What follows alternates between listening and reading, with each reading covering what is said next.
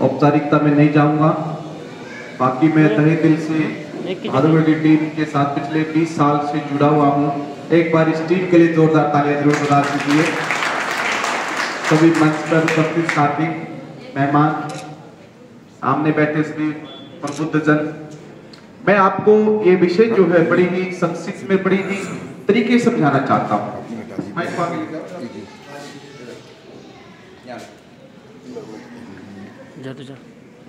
देखिए, बाबा साहब की एक लाइन को याद करो, मैंने तुम्हें इस देश का शासक बनाने का रास्ता खोल दिया है।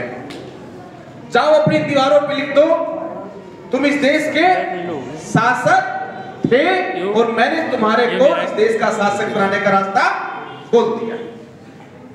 ये बात लेकर ये संविधान इस देश के अंदर लागू किया गया था, जिसमें बाबा साहब ने पूरी जीवन के अपने पूरे एक एक पल को, अपनी खुशी, आराम, ऐशो आराम, धन दौलत, अपने पद प्रतिष्ठा को त्याग लगाकर इस देश के इन मुजरिमों के लिए, इन बेचारे, इन दलितों के लिए, इन बेचारे मायूस लोगों के लिए एक ऐसा प्रावधान दिया था कि मैं आज से तुम्हें इस देश का शासक घोषित करता हूं। लेकिन धोखा हो गया। धोखा क्या हो गया? जो इस देश के अंदर हमारे प्रतिनिधि थे, उन्होंने देश के समाज के साथ न्याय नहीं किया। भारत के संविधान में जो हमारे प्रतिनिधि चुन के जाते हैं, वो जहां के नेता नहीं बने, कुछ और ही बन गए। अब मैं क्या कहूं, दुख होता है कहने पर। हमारे जो यूपीएससी में बड़े बड़े उच्च अधिकारी, आईएएस, आईपीएस और ऑफिसर्स बनते हैं, उन्होंने समाज को मुड़कर नहीं देखा। हमारे देश के अंदर जो न्याय मिलना चाहिए था, तो अभी जो हमारे वकील साहब ने बोला, इस देश के अंदर हर नागरिक को न्याय का, बराबरी का, स्वतंत्रता का और आगे बढ़ने के मौके का सबको संविधान के अंदर, भारत के संविधान की प्रस्तावना में ही प्रावधान है। जब सबको न्याय मिलता, जब सबको बराबरी मिलती, सबके अधिकारों का बराबर से सुरक्षण होता, सबको मौका मिलता, सबके लिए बराबर के रास्ते खुलते, तो इस देश के अंदर एक ऐसे देश का निर्माण होता जिसमें गरीब ना रहता, कोई जात ना रहती, कोई ऊंच नीच ना रहता, कोई भेदभाव ना रहता। लेकिन दुख की बात यह है, 70 साल बाद भी आज इस देश के अंदर हम कुछ लोग तो बड़े बड़े पदों पर पहुंचकर अपने परिवारों को कहीं ना कहीं सुरक्षित संपन्न कर पाए, लेकिन 95% मेरा समाज आज भी बेचारा 2 टाइम की रोटी के लिए और अपनी सुरक्षा के लिए और अपनी रक्षा के लिए, अपने जनजीवन के लिए बड़ा दुखी है और दर्द की ठोकर खा रहा है। बड़ा दुख हो रहा है। आज इस देश के अंदर 75 साल की आजादी के बाद भी हमारे देश में आज जो हमारे समाज का आदमी जो जिस दिशा में पहुंच गया है, उसके लिए वास्तव में बड़ा चिंता का विषय है। ये कहीं इसका दोष किसी और को भी नहीं जाता है। इसका दोष हमारे लोगों को, हमारे समाज को, हमारे नेतृत्व को, हमारे अधिकारियों को, हमारे समाज के ठेकेदारों को, उनकी भी इसके अंदर बराबर की जिम्मेदारी है कि आज समाज बराबर में मुख्य धारा में क्यों नहीं पहुंच पाया। तो साथियों, मैं तो ये कहना चाहता हूं, जब संविधान चला तो बड़े ही महान उद्देश्य से चला।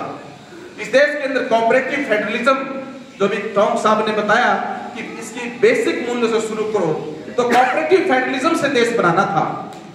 लेकिन यहाँ सारी ताकतें सेंट्रलाइज की जा रही हैं। जहां पर ताकतों को बंटवारा नहीं हो रहा है, सेंट्रलाइजेशन हो रहा है। यहाँ पर लोगों की वोट का अधिकार नहीं है, वहां पे हनन हो रहा है।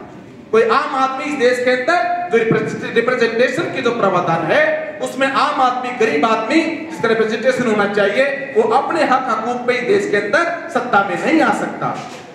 उसको लाखों करोड़ों रुपए के लिए यहाँ पर अपने आप को जो कुर्बान करके, बेचकर कहीं से गिरवी लेके इलेक्शन लड़ना पड़ेगा। एक आम आदमी कैसे मुख्य धारा में आएगा? आ ही नहीं सकता है, क्योंकि ऐसी व्यवस्था बना दी है, ऐसे चैनल बना दिए आपके लिए कि आपका एक आम नागरिक इस देश के अंदर मुख्य धारा में नेतृत्व कर ही नहीं सकता। मैं जानता हूं मेरा समाज आर्थिक तौर पर पिछड़ा हुआ है, मैं जानता हूं मेरे समाज में आज भी गैर बराबरी है, अशिक्षित है, व्यवसाय नहीं है, सुरक्षा नहीं है, रोजगार नहीं है, कहीं में किसी के प्रति किसी के पास कोई भी किसी तरीके का समाधान नहीं है। लेकिन मैं आपसे एक उम्मीद लेके जा रहा हूं, हताश ना हो, निराश ना हो, इस देश के अंदर भगवान बुद्ध ने 2500 साल पहले घोषणा की थी कि दुनिया में हर चीज परिवर्तनशील है, हर चीज बदलेगी। मैं दावे से कहता हूं 20 साल हमें लगे होंगे, 10 साल बाद 5 साल बाद इस समय इस देश में हमारा भी राज आएगा और हमारा शासन होगा और हमारे बच्चे देश के साथ रखेंगे। मैं दावे से कहता हूं देश का संविधान, इस देश का मूल निवासी, इस देश का बिल्कुल पिछड़ी कड़ी में खड़ा लाइन में व्यक्ति इस देश के मुख्य धारा में होगा। हमें जरूरत है बस ईमानदारी से, जैसे आज तक हम टिके रहे, ईमानदारी से अपना तन मन धन से, ईमानदारी से अपने जितनी भी जहां पर क्षमता है भाईचारा बना के परिवार में, घरों में, अपने समाज में एकता बनाकर हमें यह समझना पड़ेगा हमें करना क्या है। हमें यह नहीं पता हमें करना क्या है। हम 2 रोटी, हम एक छोटी मोटी, हम किसी के भी किसी के भी भेंट में कोई भी आदमी हमें कुछ दे देता है, बिक जाते हैं, हम डर जाते हैं। समाज को भी हमारे बड़े बड़े अधिकारी, बड़े बड़े जो समाज से प्रमुख हैं, वो रातों रात भेड़ बकरियों की तरह ले जाके ऐसे उनका सौदा कर देते हैं कि जैसे सिर्फ एक किसी छोटी चीज के लिए पूरा समाज गुमराह हो जाता है। बड़ा दुख होता है जब हम देखते हैं पूरा समाज एक छोटे से अधिकार के लिए पूरा का समाज गुमराह हो जाता है। तो साथियों, संविधान में कोई गड़बड़ गलत नहीं था। संविधान तो बहुत शुरू से ही बहुत अच्छा बना हुआ है। यहाँ पर सेकुलर फैब्रिक है, सोशलिस्ट फैब्रिक है, रिपब्लिक डेमोक्रेटिक कंट्री है। ये रिपब्लिक डेमोक्रेटिक कंट्री का मतलब है कि देश के अंदर ही देश के लोगों का राज है। We the people solemnly affirm to constitute the India into a sovereign, secular, social and republic democratic country, and ensure to secure the rights of the citizens, the justice, the social, economical and political, the opportunity of speech and the representation, the freedom of speech and expressions and belief and faith and worship, and then we have to ensure the fraternity amongst all, and then we will make a unity and integrity of this nation. इस देश के हर नागरिक को आगे बढ़ने का मौका देने के लिए भारत के संविधान में प्रावधान है। इस देश के हर नागरिक को सामाजिक, आर्थिक और राजनीतिक न्याय का प्रावधान है। इस देश के हर नागरिक को अपने धर्म और अपने रुझान के अनुसार इस जीने का और आगे बढ़ने का मौका पूरा संविधान देता है। ये देश सेकुलर और सोशलिस्ट देश है। सोशलिज्म का मतलब होता है कि सरकारें देश चलाएंगी, ना कि कोई पूंजीपति अडानी अंबानी देश चलाएगा। लेकिन दुख हो रहा है आज देश पैरेलल में ऐसी ताकतें पैदा हो गई हैं जो सरकार को तो क्या पूरी दुनिया को जो काबू में कर सकती है। तो बड़े दुख के साथ कह रहा हूं, समय थोड़ा सा है चेतावनी का, कोई बात नहीं, हमें निराश नहीं होना है, हमें निराश नहीं होना है, क्योंकि निराशा से कुछ मिलने वाला नहीं है, कुछ होने वाला नहीं है, दुखी मन से कुछ नहीं होने वाला है।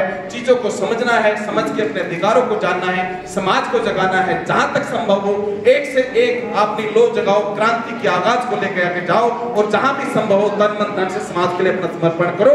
मेरा यही संदेश है। समय कम से ज्यादा कुछ नहीं कह सकता। ये देश तुम्हारा है, ये संविधान तुम्हारा है, तुम इस देश के मूल निवासी हो, जनसंख्या तुम्हारी है।